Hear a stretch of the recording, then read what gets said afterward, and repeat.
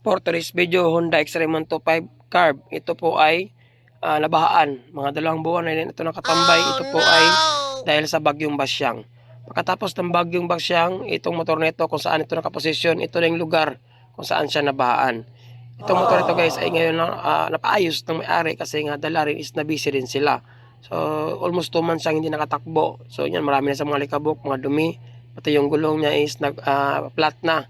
Yung na kinalawang. So itong motor is marami na siyang mga alikabok. Siyempre ang pinaka basic steps sa atin is tanggalin natin ang kanyang air cleaner. So ito na guys, tanggalin natin ang kanyang cleaner at makita natin sitwasyon ng kanyang karburador, yun o.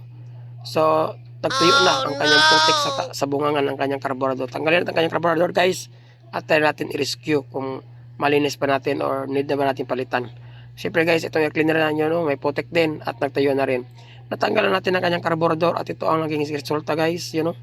Dahil sa matagal na paglinis, nasira ito dahil sa tubig ulan. So kapag tubig ulan guys ay nanatili sa ating karburador, asahan nyo kakalawangin talaga yan kasi maalat po ang tubig ulan.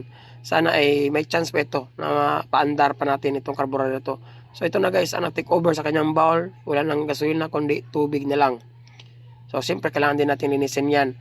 Siyempre kapag mga ganitong senaryo guys, kapag nabahan, matik na yan, naka-open ng ating brabula, automatic kapasok ang tubig sa ating combustion chamber.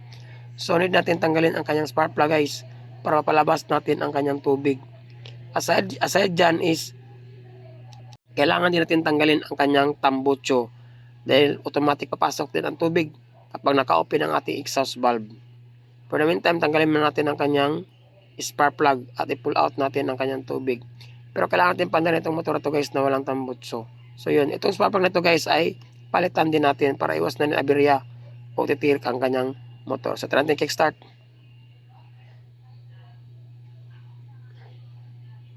Yun no.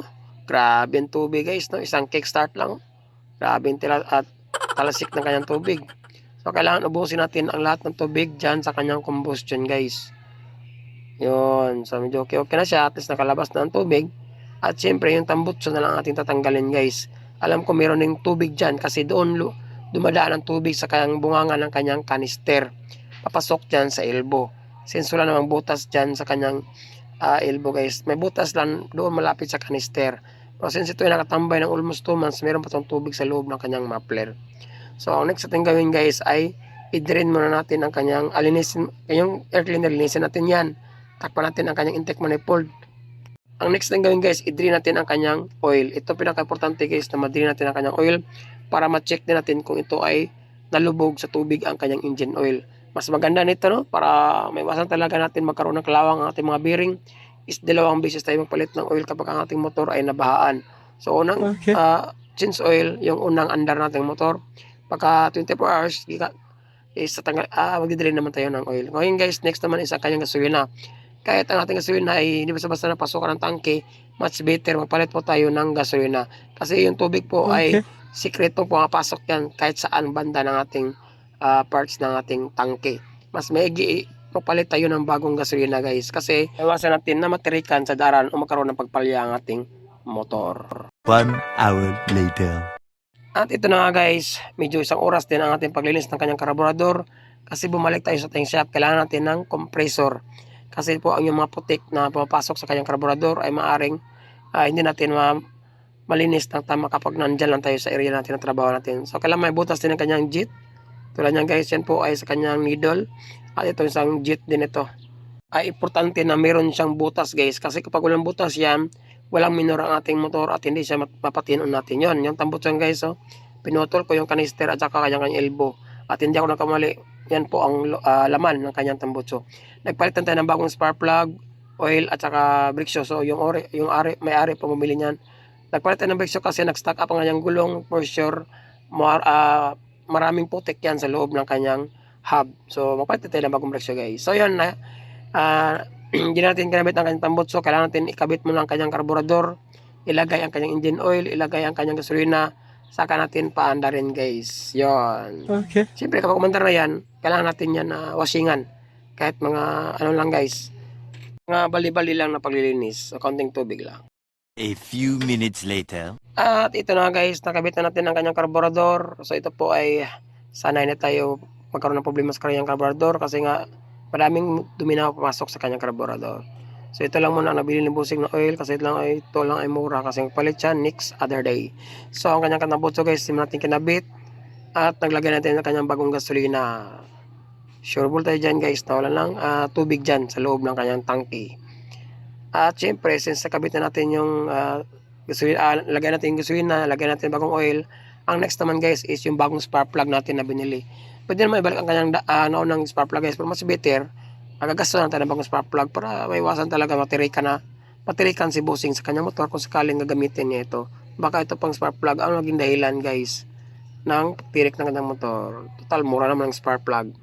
So ito po ay home service guys. Malapit po tayo sa isang eskwelahan, isang high school, secondary school po.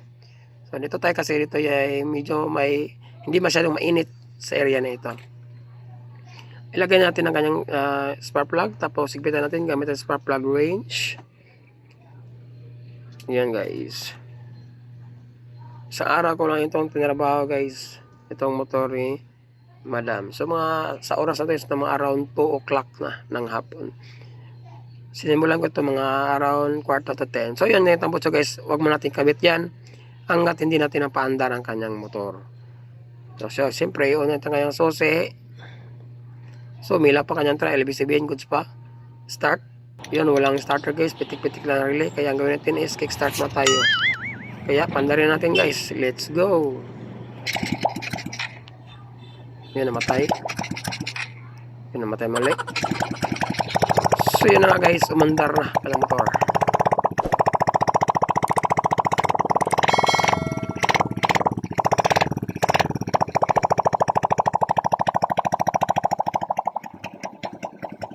Yun na nga guys, since umandar ang kanyang motor, syempre balik na natin ang kanyang muffler at ang kanyang air cleaner. Tapos ng air cleaner, ibalik natin ang mga kahan, tinanggal natin, saka natin washingan ang kanyang motor guys. Para masaya naman si Bossing, no. Si Bossing po ay on duty, no. At least pag drive ni Bossing mamaya is malinis na ang kanyang motor. As syempre siya na lang ang mag-final, maglinis kung ano pang gusto niyang lagay sa kanyang motor guys.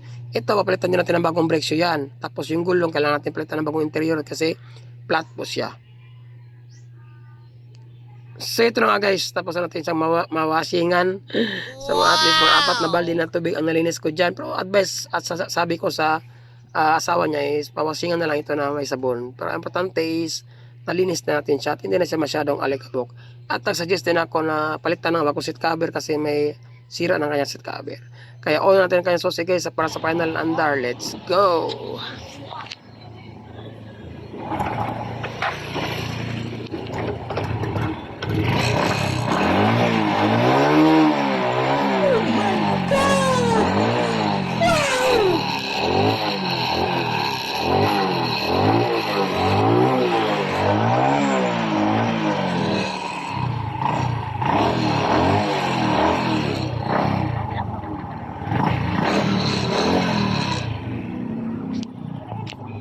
Yan lang guys, kapag yung motor ay naka-experience ng ganitong scenario, at least may idea na kayo. Maraming salamat at syempre, see you sa aking next video. Ride safe, God bless.